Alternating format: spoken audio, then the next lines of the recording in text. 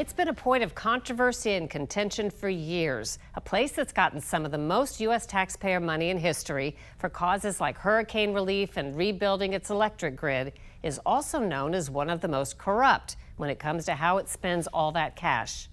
Today, we dig deep into Puerto Rico's unique history of corruption with the federal agents assigned to tackle it.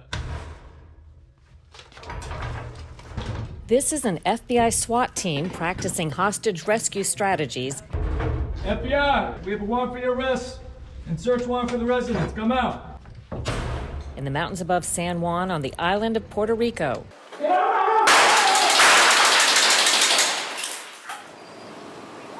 Puerto Rico isn't just known for its idyllic landscapes and disastrous hurricanes. It's infamous for its reputation as one of the most corrupt places on the planet. It's the FBI. We have a warrant for your arrest. FBI agents here are kept busy working cases where violence and crime frequently linked to public officials and political figures. One needn't look far to find recent Puerto Rican officials allegedly running cons involving huge amounts of your tax dollars, starting with the response to Hurricane Maria in 2017. The FBI arrested Puerto Rico's education secretary and 5 others in an alleged scheme to funnel millions in relief funds to certain contractors, which they deny. Also arrested, a Federal Emergency Management Agency official accused in a $1.8 billion bribery scheme. She denies it. A colleague pleaded guilty. Puerto Rico's last governor, Wanda Vazquez, was among officials accused of mismanaging earthquake relief supplies. Arrested in other recent corruption probes, a group of 8, including a Puerto Rico senator and 2 members of the Puerto Rico House of Representatives, all say they're innocent. It doesn't have to be only hurricane relief money. It happens now with the pandemic relief money. Every time that the government wants to get money fast to people, it's like the processes are not set in place. We don't take the time to set those processes in place, and I think that creates opportunities. Rafael Riviere says corruption is a well-known way of life in Puerto Rico. We like to do more like real life scenarios. I spoke with him shortly before he retired as FBI special agent in charge of the San Juan field office.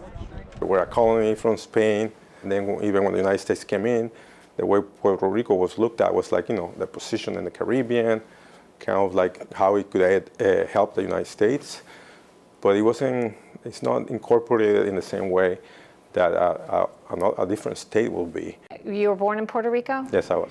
So growing up here, people, I don't think we saw it as corruption. It was just a way of doing business, honestly, and that's part of the problem, because it's kind of the culture. And when we're looking at the elected officials, they should know better.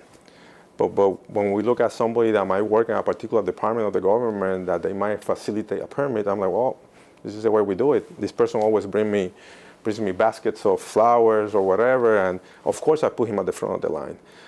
Or he gives me this money on the side, so I speed up the process, but what's wrong with that? And we're trying to change that. Puerto Rico has earned its notoriety with some of the FBI's biggest cases of public officials and police on the take.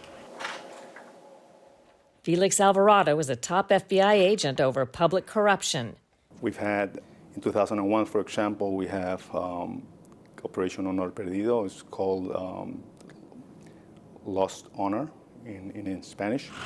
Operation Lost Honor resulted in the arrest of dozens of police.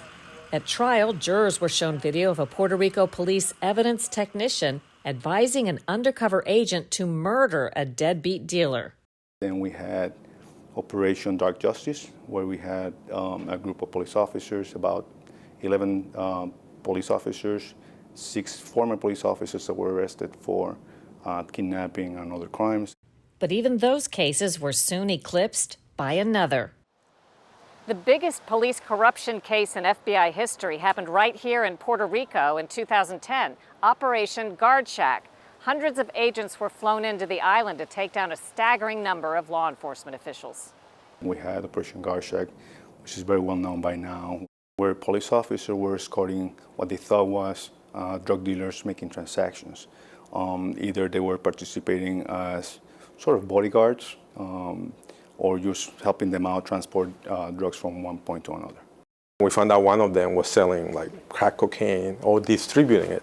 And we asked him through our sources to purchase a certain amount. It was like 1,000 caps or something.